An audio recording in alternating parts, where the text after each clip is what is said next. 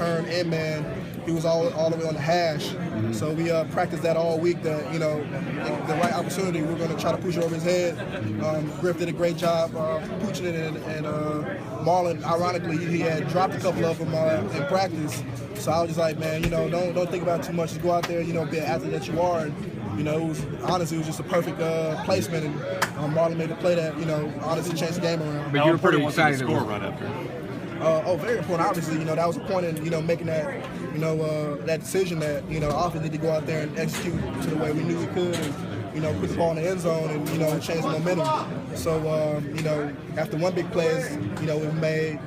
You can't just sit back and relax and think, okay, everything's gonna happen for how it should be. And you got to keep pressing it, because Clemson's a great team. So you couldn't score, not enough points because their offense is great. Did you practice it? I'm pretty sure it was our last practice we had, which was what's today, Monday? So Monday, yeah. Saturday. Yeah, so that last practice we did it, and Marlon kind of dropped it and muffed it. I kicked around a little bit too.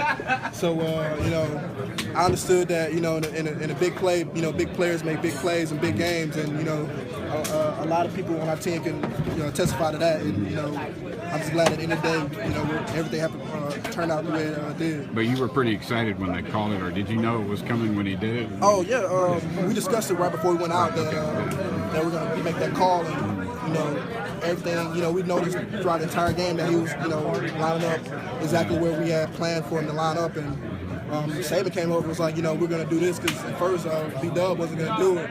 So Saban came over and was like, yeah, it's a good job, and everybody else rallied behind him like, yeah, we need to go ahead and make this play right now. Yeah. And like I said, Griff placed it perfectly, and Marlon, after he has made the play on it, and the rest is history. You've been with Saban a long time. Would you have expected him to make a call like that with 8 minutes to go in the tie game? Yeah, of course.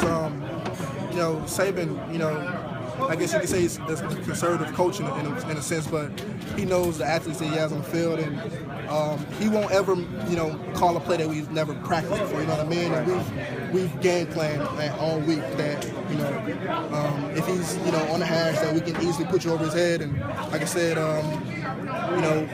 he has a confidence in us to make the plays, and we have to go out there and execute it, and everything happened, exactly how we planned it. How often does he change the special teams call, overall, as a coach to come up and change? Usually it's pretty straightforward. We don't try to make too many, drastic, decisions on special teams in general. We want to just flip the field. That's the point of, it's a win when you end any drive in a kick. So kickoff, you don't try to make too many plays unless you have to.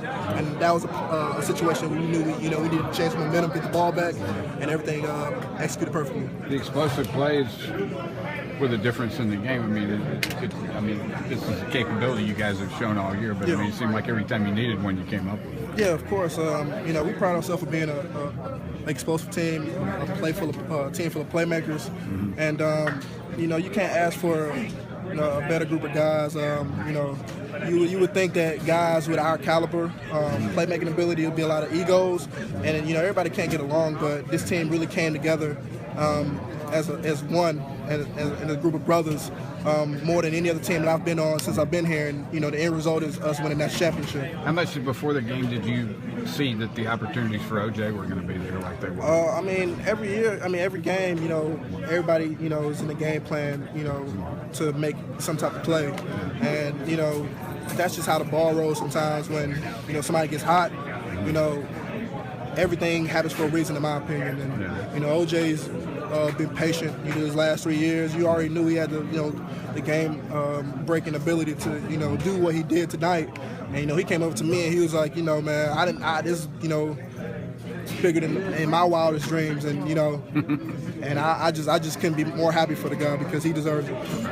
Thank you.